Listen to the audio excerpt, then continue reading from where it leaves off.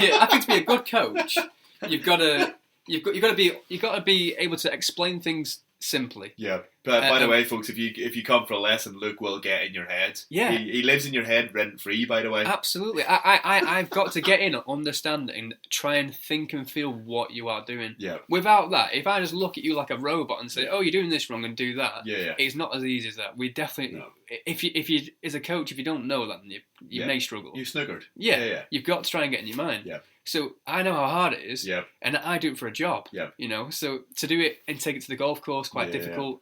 But then going off that to the second part of applying it to the course, you were saying about getting a routine.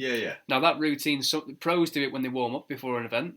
They'll play the first tee shot or the first hole. They'll play it out in the head. They'll play shots in the range if it's because they know the course before they're playing it. They're playing the first tee shot, the right club, the right shot shape. They're going through it all already. But let's say you don't go through that. Say your club doesn't have a range then. Say it's just got nets, or you know, most clubs don't have a range because they're not big enough. Should you play the first hole in the nets?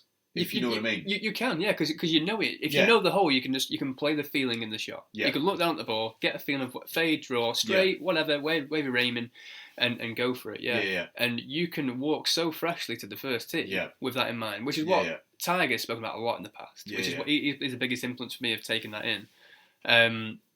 But from another mind coach called Carl Morris. Okay. He's fantastic, by the way. Cool. He's got a few books. And he's brilliant. And one of the simple questions from a good bookshop near you.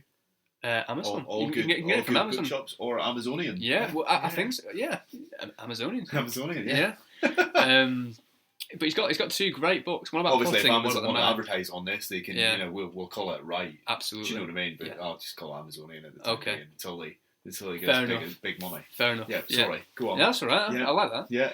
Carl Morris. Yeah. So there was one question which stuck out massively with what he said, and it's as simple as you know where the ball you want the ball to finish in a certain spot. You need to backtrack from that ball all the way to your shot, to you, where the ball currently is right now. And you ask yourself, as many times as you need to, how does that ball get there?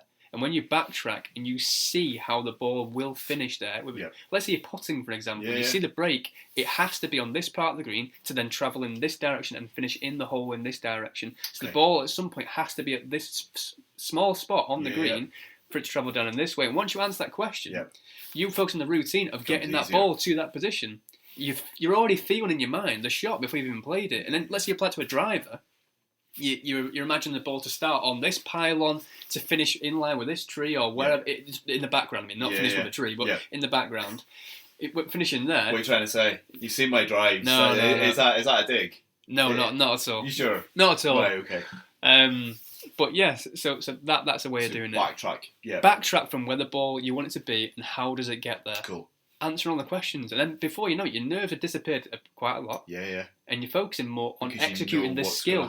And if you don't know how to do them, it takes more practice. It takes more learning. Simple as that. But yeah, I think that was pretty good, to be honest. Talking about driving. Talking about driving, go on. So got the driver out at Formby. Probably not the brightest idea I've ever had, but took it out for a fair few holes. Actually. I wouldn't shy away from it. And, unless it's serious. That's what I'm going for. Do you know what I mean? I'm not shying away. I'm trying to play with it. Yeah. And you know I've got a left to right drive going. Yep. Yeah. Couple of times. I like how you said left to right and not fade or slice or push or push slice. I like you to do this. I like you to talk about the technicalities because it would be a left to right fade, wouldn't it? But sometimes it's more of a slice, isn't it? Sometimes, yes. So when it goes wild, so.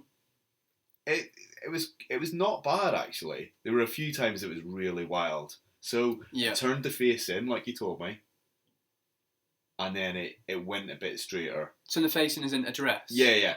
So was it open? It was a bit open when it was right. So wild. if it was open, if you're getting it square, so turn it in to get it square to the ball. Yeah. If you're starting with it closed, which a lot of people do, by the way. A lot of people start with the club face closed to stop the slice. It's a temporary fix. It's not a proper fix, but so starting square, big help. Yeah, definitely. Right, go on. So, but it was going a bit wild. So, what do I need to work on to stop the wild? Like the left or right's fine. I know what I'm doing, but the wild ones, what am I doing? what's going on. You've seen it. You've seen the drive. And the wild ones are quite common. Quite common. They're very common. All right, Jesus. No, not with you. I mean, in general. You know what I mean? In general. Hey, say, they're quite common. Yeah. Simon the Slicer. Do you know what I mean? Yeah. Unbelievable. So they're quite common. They're very common amongst golfers. Right. Yes. That's a little bit better. Okay. And trying to put it down to one big thing you can think about. Yeah. Because most of us try and hit a driver hard. It's enjoyable. It's a good part of the game. Right. Try and hit it hard. I need to go to the range to work on it. What am I going to do? What are you going to tell me to do? So a big cause for it is hands. Now you can think. Right. I think I have. You don't know this, right? Because I haven't told you yet. Mm-hmm. But so I grip, but in the middle, when I've got the club at the back, top of the backswing, right? And as it's coming down, my hands, both hands, slightly move. In what way do you mean? Like they move on the handle of the club. Slip up and down? No, they don't slip. I don't know how this has started. Right? I've heard this before. I have no idea. Yeah, but I do know a little movement with my hands. And they move on the shaft, and it's like right. And I know I'm doing it, and I know I shouldn't be doing it, but I don't know how to stop it anymore. And it's like I've done it again, and I know in my head it's like I never knew that. Yeah, I know. I know you didn't know that, but I've been doing it for easily a year now, and I don't know how to stop it. Right, and it's really weird. If you're moving, the grip pressure's disappearing at a certain spot in the swing for it to move. And that's probably what. Like it's not a massive move. Like, well, it's big enough because I can feel it. You can feel it. It's enough. Yeah, definitely. It's enough to put you off. And it's like I don't know what I'm doing. Right. You're gonna have to look at that. I've had that once before, you know. Really? I had that once before during a lesson in the swing room with cameras. I had somebody swinging, and I could see something was off, and he couldn't feel it. I said, "There's something not right there." Feel it. No, I can feel it. Yeah, in slow motion on the camera, he was moving an inch up the club each time with a driver. My hands move on it. Yeah, and I couldn't believe it. I had to slow it down that much to see this small problem. Yeah. And he didn't know it was there. I could have seen something. I know his hands were slightly moving at the time. I can feel it. I know I'm doing it. Yeah. But I don't know how to stop it. Well. The idea of it is it's grip pressure disappearing. Yeah. It's easing off the club. Yeah. It would going off the back of that to go in. Didn't expect that one, did you? No. As soon as I made this other player aware of it, he fixed it. Yeah. But he gripped harder, which can cause a bit of a problem. Yeah. What I don't want you to do is grip harder the entire swing and go a bit rigid. But this is it. I don't know what to do. I suppose it's swinging a golf club without a golf ball and focusing solely on that one simple skill. You're gonna have a look. Swinging up and down. We'll tell the guys and girls that are listening. I think we'll update. I think we'll address that and update on that. But I've heard that before. But that's what I'm doing at the minute. Right. And it normally only happens in my driver. Yeah, that's strange. Just that's bizarre, strange. Isn't it? Yeah, that is. There you go. There's one for you to get your head round. Okay. All right. And if you're asking for a tip on slicing, So you're asking for a tip on slicing hands. So I've mentioned hands. Yeah. There's the most common one where we're not shutting the face through the ball. We're not rotating and releasing our hands through the ball properly. Yeah. One of the best plays to watch this for is Tiger Woods. Okay. If you watch, does that mean we have to go on YouTube? Yes. Ooh. If you go on YouTube and watch TaylorMade's, it's all right. Whoa. Oh, come on. Episode 1. I know, but I mean other coaches. This is the video. So on YouTube, look at TaylorMade's channel, and on there is Tiger Woods slow-mo swing, both angles. Okay. And there's one of them on there, which is not on his page, but it's the same video, but with an iron. The iron one's better. Yeah. If you watch, the second Tiger goes through the golf ball, his hands instantly flip to the left through the ball, which means he releases it and pures. He brings the middle of the face into the ball so perfectly and cleanly, and it's not open, which is why he draws the ball as well, because he's shutting the face through the ball. But that position he gets through is what we want to get. It's amazing. Okay. It's so hard to do in trust. I'll have a watch. But send me a link. I can. That is like the general. But another one is handle leading into the shot. Ooh. So it's like shuffling. Yeah. It's handle leading in, but the club face is open. When we normally lead in with a driver, because it's so long, it's a big swing, aggressive, body weight moving into it. Yeah. When the handle gets ahead, almost like shuffling, the face is normally open. Okay.